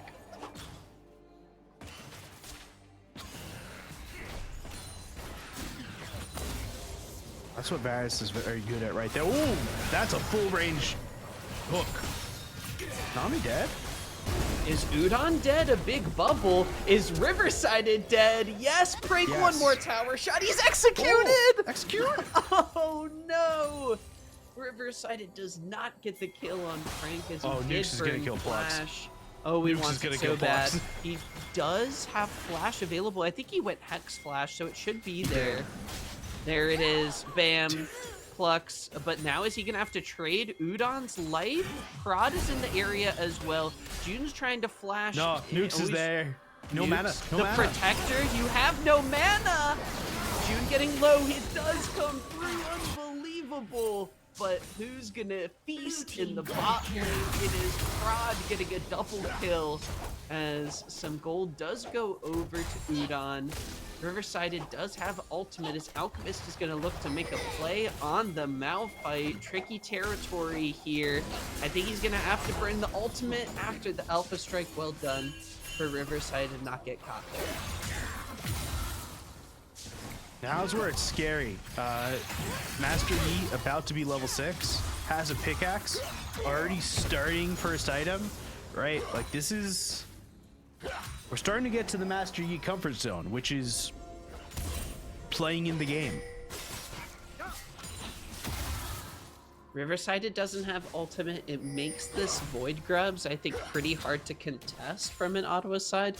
Prod just decided to back. He wants his items for the next fight. He needed to cash in, and PNW with their good timings, they're going to be able to get the first objective here of the game. 3 Void Grubs going over to the top dogs in the MEC. Blonde getting a little bit of help from Plux, who has been roaming quite a bit more than I thought he would, but you know, the fish in the river, he's been going pretty quick back and forth. Bridge over the River Choir or something like that. All right, Aljude's trying to jump on top of Blonde at this point. Level 6 for both feels really good point. Aljude's really far back in CS, so I said earlier about that 20 CS lead. There it is right there. Good shove from Prank into the wall. Minions? Kill. Hello? I think Riverside had got a little stuck there. Meanwhile, the culling comes out. Udon good flashing flash. away. Nuke's level 4, but Alchemist is here. The Highlander is procced. Nukes goes down, but Alchemist is going to be able to cash in big time. Picks up a kill. Slow comes through. Flux is not long. Dodges the arrow. That's huge, but the Alpha Strike comes through, and it's a double kill for Alchemist on the Master Yi. That's a big play. Yeah, Mr. Yi and Kindred both doing quite well for themselves in the jungle.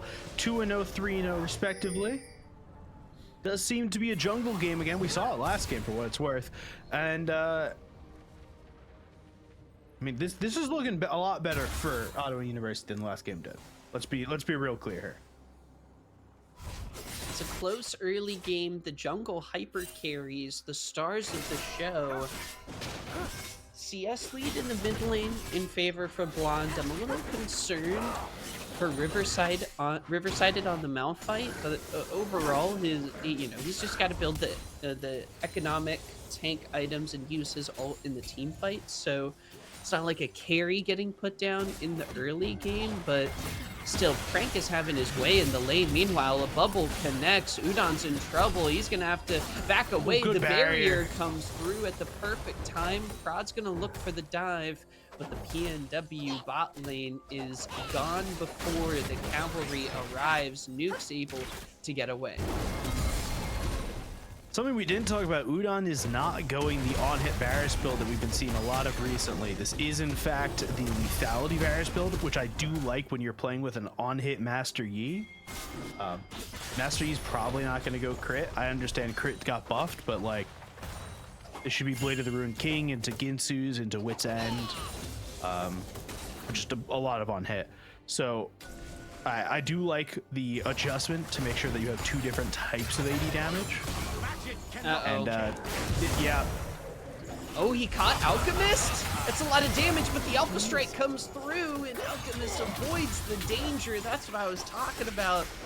The tower dive potential with the Master Yi pick getting showcased right there with an awesome play. PNW bullying Riverside a little bit as Blonde looking for the return. He lands the chains. Udon is here as well. The bubble comes through, and they got a pick of their own. A turnaround from the Braves comes through. It just caught out. Aljude's just really caught out there. I mean, it's okay. They get a plate bot lane. This is what we talked about in the last game. You want to get stuff back for what you've given in. And they did get the dive top lane, so it's all relatively okay in the grand scheme of things. But we can see already that they're moving bot lane up to the top. This feels swap, like, I think. yeah, I was gonna say this is a really good swap. Much needed. Riverside, get me out of here. Get me. I can't do it anymore. I want a new home. Get me out of top lane. Udon's just gonna be able to farm for a little bit. Proxying in the top lane? I love it. Give it to me. Inject this into my veins. Prank 3 levels above. Flux. Big fight incoming around the Void Grubs. Ottawa want to contest here. Aojun, I believe, can steal an ultimate, maybe the Kindred. Here comes the tidal wave. Prod looking for a pick. Aojun turns it around. He steals the Kindred ultimate. He CC'd. He uses it just in time. Aojun survives. The plan is foiled. The Braves have to retreat. Prod gets flashed on. It's the Kindred ultimate of his own. True respite. Can it come through? No, a shutdown goes over. A great pick from Frank takes down Plugs. And Ottawa is picked part by part, piece by piece. And PNW win the fight. 2 kills for nothing. And they're going to be able to cash in on all 6 Void Grubs. They feel so good right now in this game. They feel really, really good right now. And Udon wasn't really there. Udon wasn't dealing that much damage. He doesn't have a huge amount of lethality yet, but like you could see him poking out this Lucian. I know he's not doing that much damage to Malphite, but you're not really expected to. That's for the Silas to do, and the Silas only. But like Prank is just pushing top lane here. It feels really good, and the Mark is sitting in the Purdue Northwest spot lane jungle. So they're gonna keep pushing it. Yeah, he's zooming for it. He's running there. Mr. Yi, more like Mr. Wolves. Oh, maybe. What path are they gonna take? Are they gonna focus on Aojun? Yes, it looks like they are. The mark has been set. The chain comes through. Prod rooting him down on the hunt. Aojun gets killed in the side lane.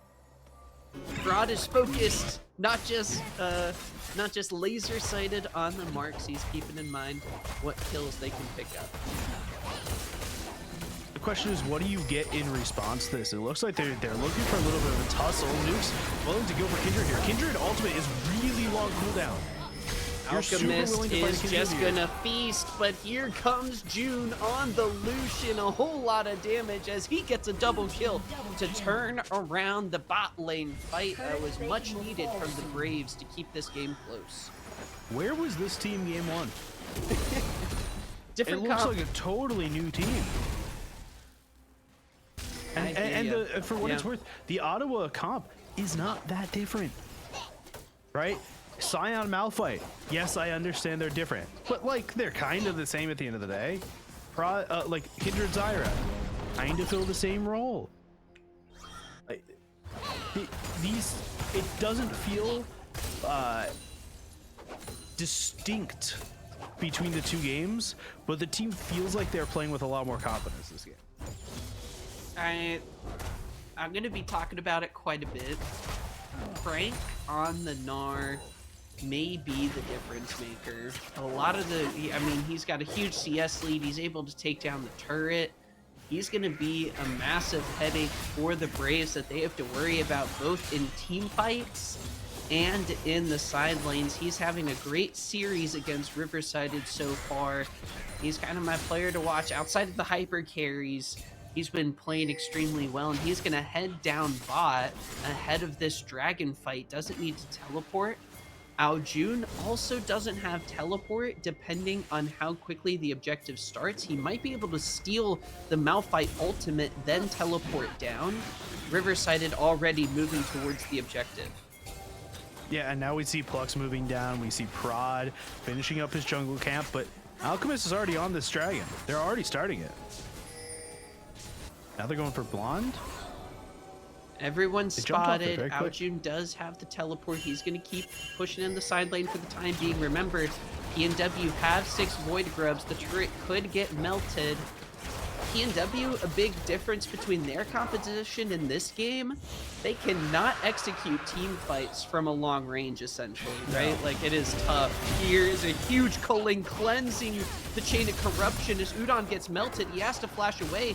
Meanwhile, the depth charge used on Blonde, there is no shot of him escaping. Nukes with a beautiful pick. We don't know how to use a lot to survive, but did. Like, that's a huge win in there. And I think in everyone's book, Alchemist is going to get caught out by that Nami wave. Has to run, has to get out. Oh my gosh! Really late pull on the Highline there to prevent slows. Thought he was okay, but June collects. Prod is doing what Prod has done throughout his entire career on Kindred, which is absolutely slam. I understand he's had 2 deaths, he doesn't have a bounty and all that stuff. June's been doing incredibly well this game. But Prod has such presence when playing on this champion. And right now it feels quite good for the Ottawa University side. For all intents and purposes, I mean, it's a 2K gold lead right now for PNW. Yeah. They've got a lot of tower pressure. This feels quite even. Really even. If we could take a look at the champion gold here, I feel like a lot of it is going to be in that top lane that I've been talking about. But look, Riverside, at the end of the day, I recognize as well, he's going to be Jay Chillin. He is going to kind of struggle in the 1v1s, but he's not going to be completely taken out of the game unless Ao Jun decides to take the fight to him. What was that damage at the end there? My goodness, he does not have any magic resist. He just gets absolutely melted, but as we like to point out a lot of times on the Rift mech, not too much is lost for Ottawa. I think that's just kind of a nice kill to get Ao Jun some extra gold.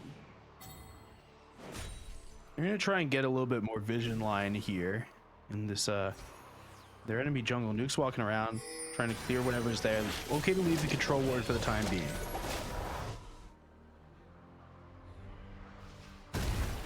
Top lane's gonna be pressured here. Crank again, he's gonna be absolutely crazy in the side lane. Prod gonna try and go toe to toe, range v range, but Nukes is lurking. Once again, everywhere I see Nukes. Oh my god, I didn't notice before he's going the AP Nautilus build again. He can't be getting away with this again. My goodness. This is the build. Were you not aware of this? Is the sauce. I know, but it shouldn't be. He knows. Oh, Blonde with a pick. So much damage out of the LeBlanc. That's where the Ignite comes through. The final Q, and Blonde says, thank you, sir. And again, Ottawa gonna push the advantage. They've got the Rift Herald. Mid lane is wide open, and Blonde having an awesome game on the LeBlanc. Rift Herald charging in onto the inner turret. Tidal Wave comes out. They find the pick with the Unstoppable Force. June's on a rampage as Nukes is not tanky at all. He's gonna get melted. That's 3 total kills for Ottawa, and they flip this game on its head. Unbelievable from the Braves. They're trying to get anything. You see Ao Jun sitting in top lane trying to push now that they've lost that mid lane turret, but it's right now Ottawa University feel like they have a lot more pressure on just everywhere, and especially with Blonde being able to jump over wall and almost literally one-shot Alchemist. You have to fear for your life if you're Master Yi in these jungles where you do not have the same amount of like vision pressure that you have normally. Third dragon spawning shortly. Ottawa's been actually the squad dominating in the dragon department. Cloud Soul on the table might be enough move speed to keep up with the Master Yi, funnily enough. We'll see how that works here. It's a very overall pretty squishy team for Ottawa, so while they've been executing great, they do still have to be careful. Nukes has got a lot of pick potential. Ao Jun's got a lot of pick potential. The Youmuu's gonna help June dance around in the heels, doing a lot as well. Udon very low, but he's gonna try to dish out some hope. Alchemist getting red buff, but it's Ao Jun now, the one getting caught. Blonde has been awesome on the LeBlanc. Unbelievable. Ao Jun trying to flash away. Here comes Alchemist, the lethality. Profane Hydra Yi has arrived. Prod flashes in and takes care of business. Blonde somehow survives. That is true trickery. Why is Ao Jun still here? Oh my gosh, Blonde staying alive. Ao Jun making a difference. Crank trying to make the fight happen, but Ottawa just dancing around Purdue Northwest. Their fancy footwork finds a way to get the ace, and they shut down Purdue Northwest. If you missed game 1, oh my. This is a very different game than game 1 was. Prod is going insane on this Kindred, out of the range of everything. You saw how quickly Aojun died, and Aojun had to, like, I did say, why is Aojun had to stay. There was no other choice there. You had to try and get something. You needed to try and get some chain, some amount of healing off the W, steal some ult, do something, and it just didn't work. Alchemist was just 0 to 100 to 0 in half a second. He didn't have any time to survive in a fight at all. So right now, Purdue Northwest is really squishy. Nukes has no tank items. Prank isn't really a tank. And Aojun went this Hextech Rocket Boat, which is a very interesting... I don't love it as a first pick on Silas right now. In just the way Silas is being played at the moment, and I think it's not helping him get into fights, it's helping him get out of fights. Look at this. June is just feeling so good about the current state that he's just going to try to go in, but the Chain of Corruption comes through. He trades 1 for 1. He didn't have Cleanse, but he does take down the jungler. Otacon is up in the top lane, but Prod is actually roaming up on there. I wonder, with Alchemist being down, if they're going to try to look for it. Aojun gets a big ultimate though, Matt.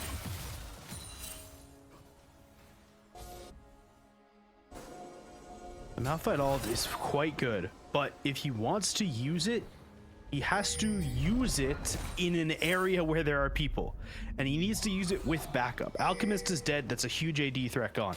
Udon does not do like straight huge team fight damage the same way an on-hit Varus would do. Does a lot of poke damage, but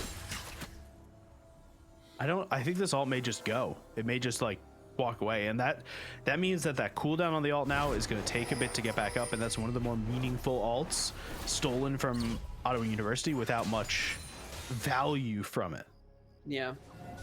There's something big here, Beck, that I want to point out. For the Braves, the gold is in the right place. Both ADCs are on 3 items with Infinity Edge online. They are revving up and ready to go for this next fight. Whether it be Dragon, whether it be Baron, whether it be Otacon, the Braves are back, baby.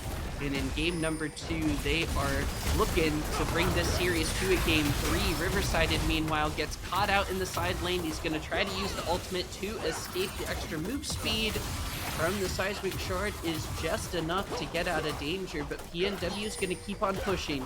Ottawa Braves on the top side of the map, they're going to look for the objective as their base is potentially under attack. It is not a big wave. The culling is used as the Chain of Corruption is dodged. Alchemist and Nukes are ready to go to try to look for this steal. Teleports from both solo laners are being used here. Flux is in danger. A lot of damage comes from Alchemist, but he's immediately deleted as the Otacon goes over to Purdue Northwest. Prod goes back over the wall. He does have the ultimate available, but he isn't able to use it. He goes down as Aojun uses it to save Nukes. No ultimate for Riverside. He is a big meat shield with not a lot of damage from his team to back it up. June is out. Blonde is out. And Riverside is sent back to base the quick way. Purdue Northwest may have been down, but they are not out. They execute their macro game plan perfectly to win the fight. It was really good macro from them, and they were able to get all those flowers even while still being in the middle of the fight. Nukes did a really good job. Alchemist was able to delete someone during that, even though he did himself get deleted. Like, if that's what your Master Yi is going to do, if that's your goal, like, hey, fine, great. Slamming Master Yi, if you're gonna get the one, you got the one, but this LeBlanc is doing so much damage right now to the PNW backline. You have to be so scared of Blonde in this game. PNW gonna keep their foot on the gas pedal. Blonde is gonna get caught out here, Mac. That's a big pick. He's not able to escape. This time around, the gold goes over to Alchemist's Master Yi. Aojun gonna get the Malphite ultimate once again. And suddenly, Ottawa in a very awkward position. They are gonna have to give up this dragon, which isn't the worst case in the world, but it feels like their momentum is slipping here. It does feel a little bit. Malphite going in. It's gonna go. Aojun's waiting, so patient onto the back line. He goes as he finds Flux with the pick. Can he do it? Oh my goodness! Fraud trying to re-engage. There's the Kindred ultimate he wasn't able to use last time around. Frank shoves him around and knocks him out. June is the last one standing as Purdue Northwest is thriving. They are gonna maybe look to recall. They gotta choose Dragon or Baron. They're gonna look for the Dragon. Marquez yelled at them for a minute. They had the fear put into them for a moment. They didn't want to throw away the game. Looking to take this dragon right now. Now, this is their first dragon. Ottawa University has 3 already, so they need to fight every single dragon right now. Every single one of them. Alchemist needs to not die. That right now the game kind of feels like it's hinging on Alchemist not die. Because if Alchemist dies around an objective and Prod is alive, Prod will steal the objective. That's just how it's gonna work. There's no Callista, there's no Cho'Gath, there's no like alternative smite currently on the Purdue Northwest side. So you need to make sure Alchemist is up in these team fights.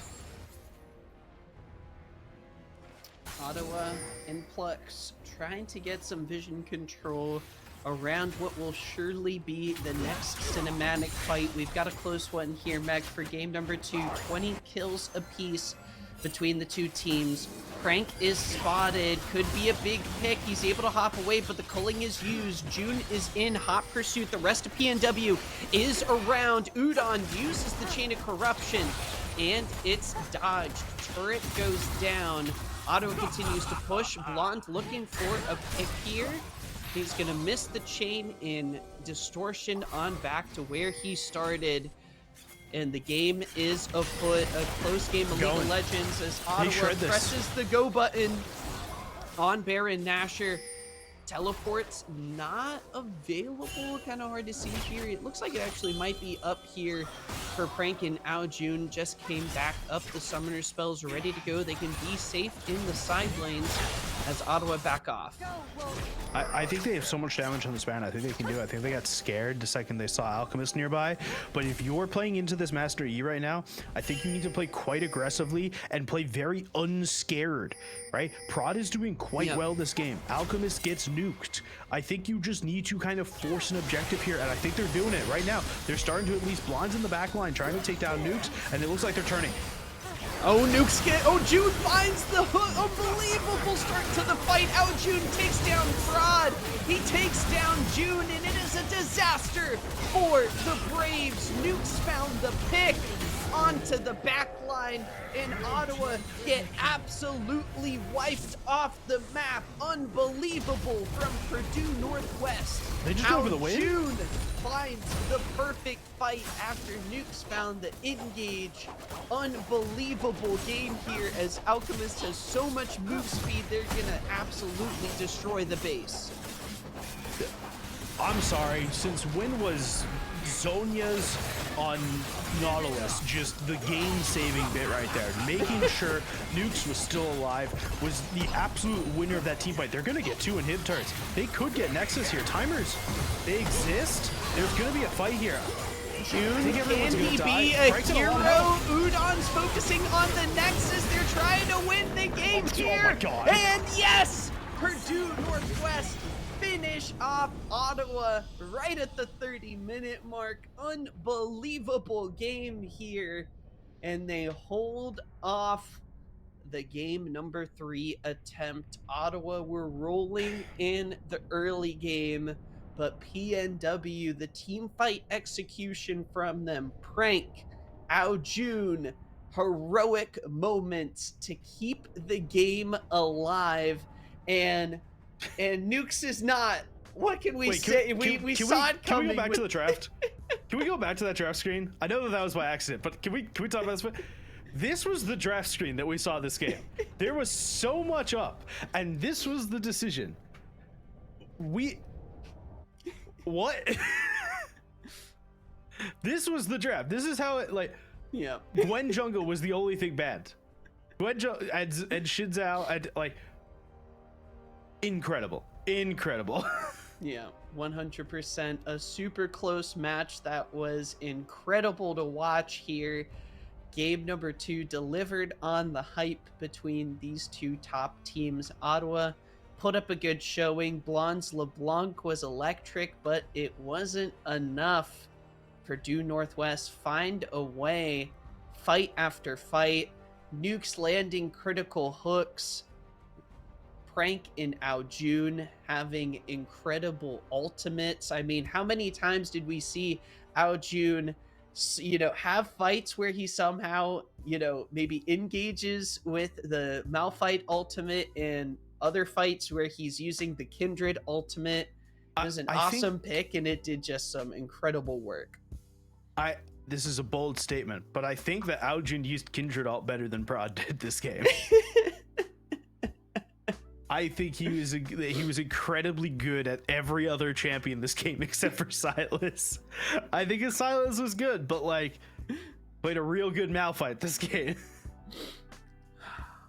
Wow. Crazy match. Yeah, honestly, how he was struggling in the side lane, right? And then when it came to the ultimates, he was finding his mark. I think he did get a triple kill somewhere in there though. So shout out Aojun still. He was patient. And MEC, I believe we have completed a side quest here in the MEC. We've completed the triangle, everyone. We're back. A tale. The universe is right. A tale as old as time. The triangle is back. There is no MEC. There is just the triangle. We appreciate you guys tuning in. We do have a player interview that will be coming up here shortly. Fingers crossed. I'm not sure what time the PNW Esports Lab closes. I'm hoping it's not at 9 Central. I'm hoping maybe it's at least 10 Central. So we're going to try to we're going to try to pull in one of the PNW players for a post-game interview. Don't click out of that browser. We will be right back after the break.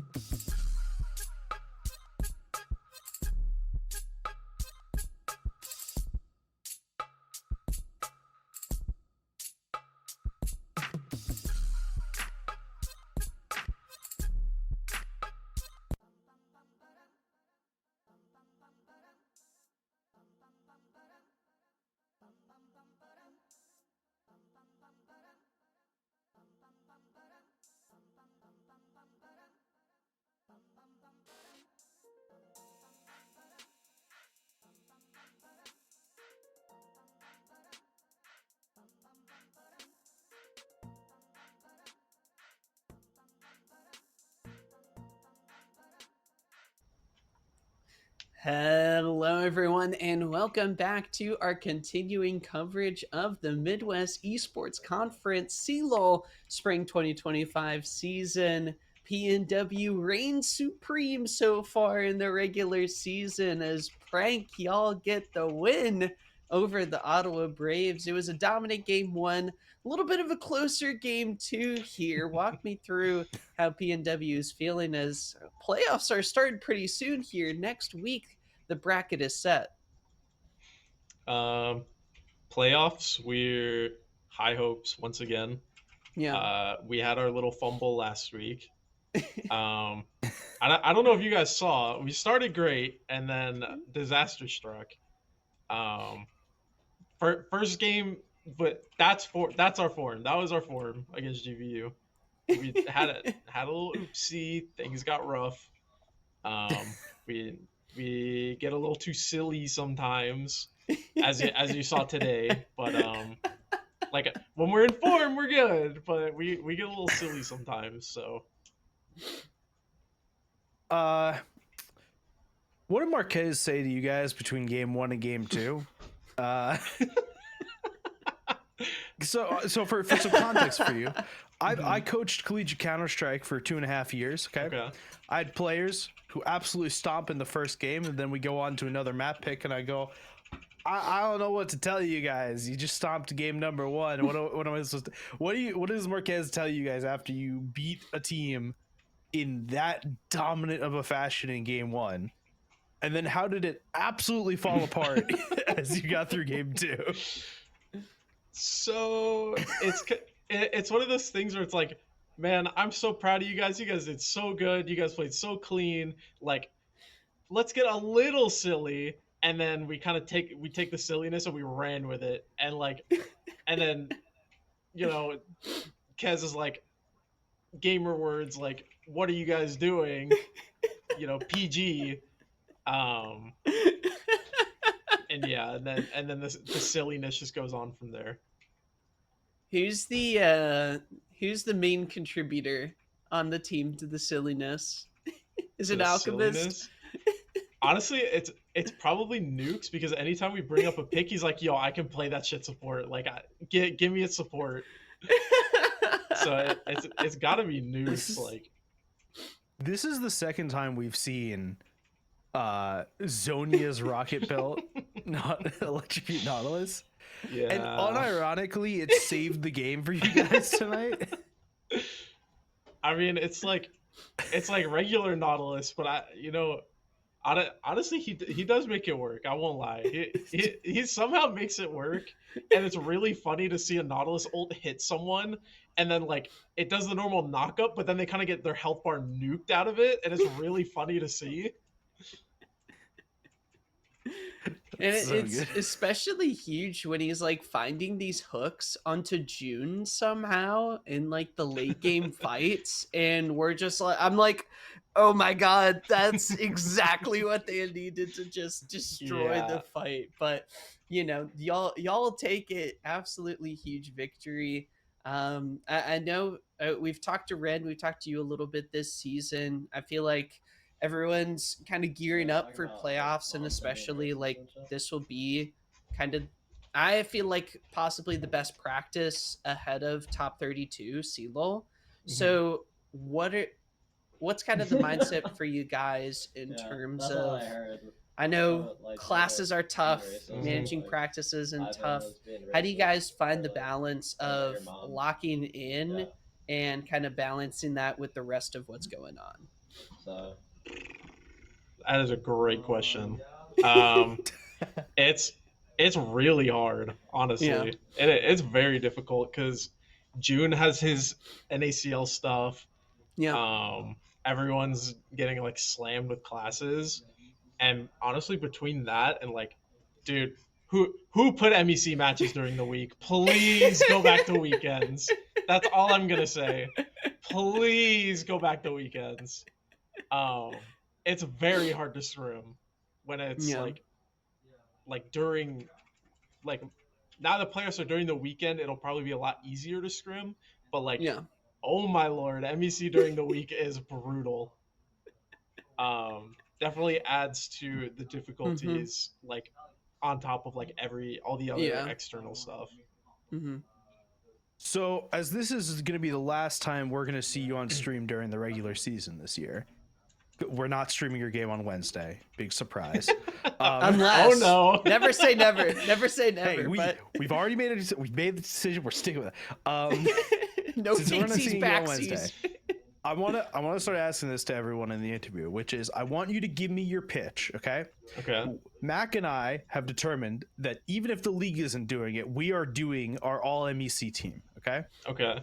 I want your pitch on why you should be all MEC top. All MEC top. I mean, you could put your pitch in for why you want to be all MEC support, but I will tell you it will not go through. I should be all MEC top because 3 championship rings, and I can still outperform GVU's top with my crazy schedule. Just saying. This feels like a good. This was a pretty good pitch. I'm gonna be honest here. I feel quite convinced by this pitch. I hope so. Well, as the prank last dance continues, I get kind of sad thinking about this might be our last time interviewing you during the regular season. Before shout-outs, we'll give you shout-outs and as well what the MEC has meant to you over these past years. Oh, damn. You want me to get sentimental? Yeah. MEC really is like a home. It's fun just seeing, like, no other CLOL conference has this LAN, I'm pretty sure. I don't even think like NECC does. Maybe? I think NECC did. I remember Shibby and Yanni casting it. Okay. I think they might have done LAN starting last year. I'm pretty sure. Okay. I'm not the official expert. I'm not pretty sure. but we're one of the only ones. Yeah, like, we are. Conferences We are one of the don't only do ones. it. Yeah, 100%. Like there's so many things that MEC does that no other conference is doing. Like, it's hard to get coverage on regular season. It's hard to do LANs during like any part of the season that's not like nationals.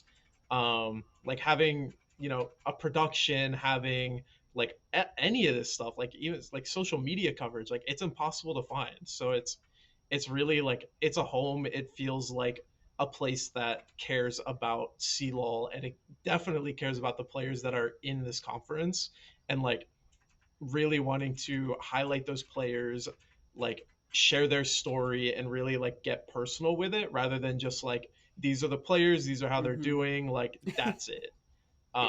It really does feel like a home, and I've met so many awesome people through MEC, made so many connections, had tons of great memories. Crazy. Like somehow I've landed across 3 different schools in MEC, just the way things lined up.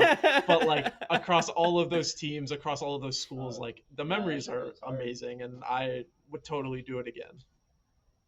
I like that. Well, with that, any shout outs to add on top of that? I appreciate getting your perspective, Frank, as a longtime MEC member and community stalwart, and as MEC will notice during the games, emote connoisseur.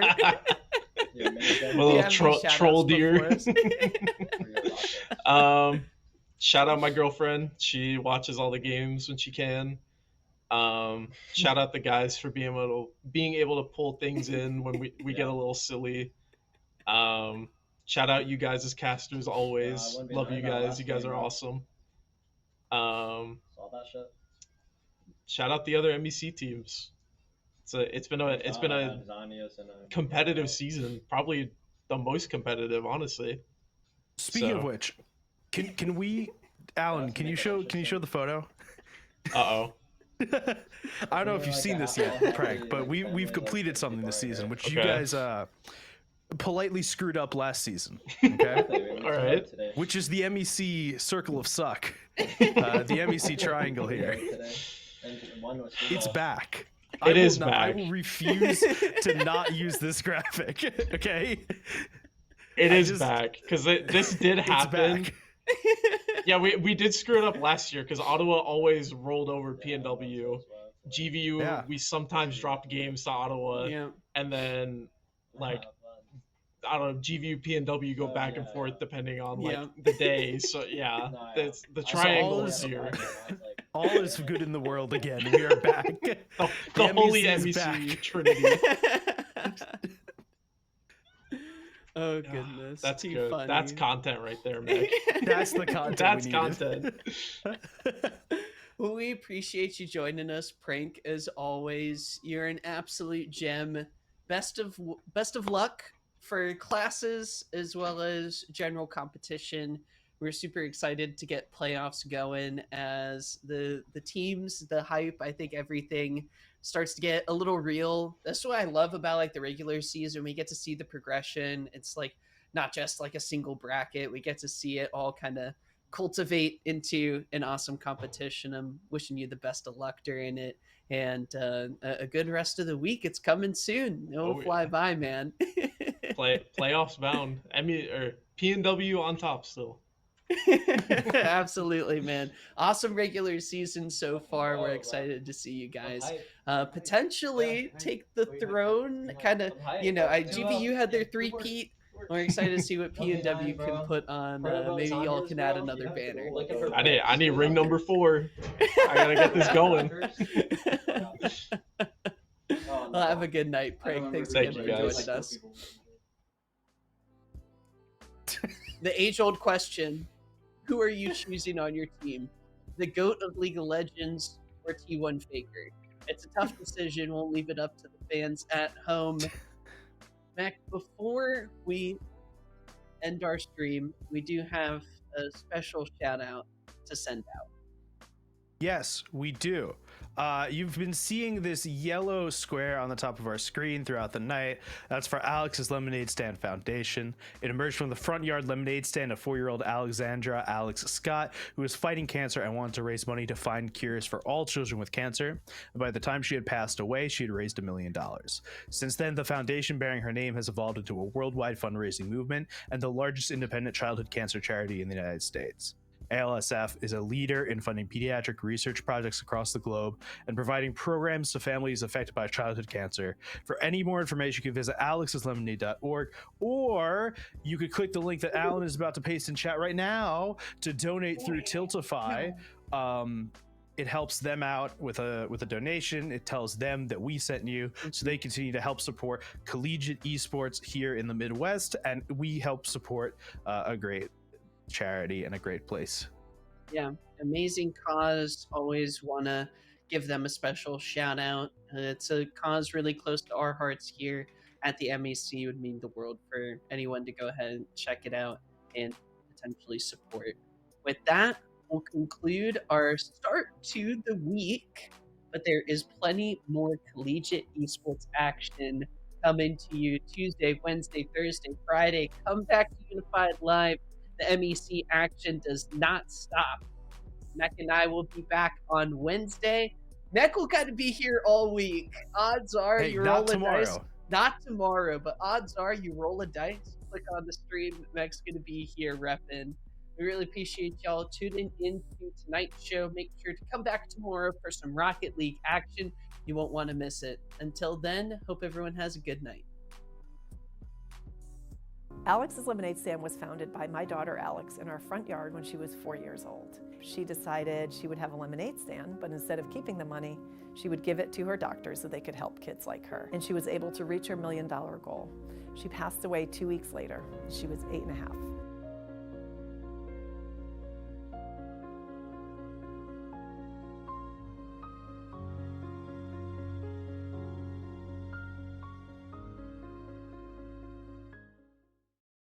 Oh, shit! Huge.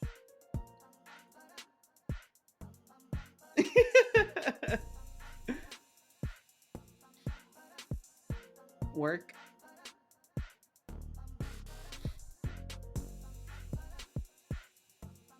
Mm-hmm.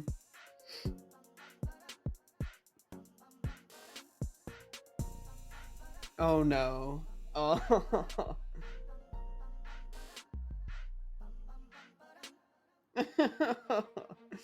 That's so tough. That is brutal. No, I know. I feel the same way.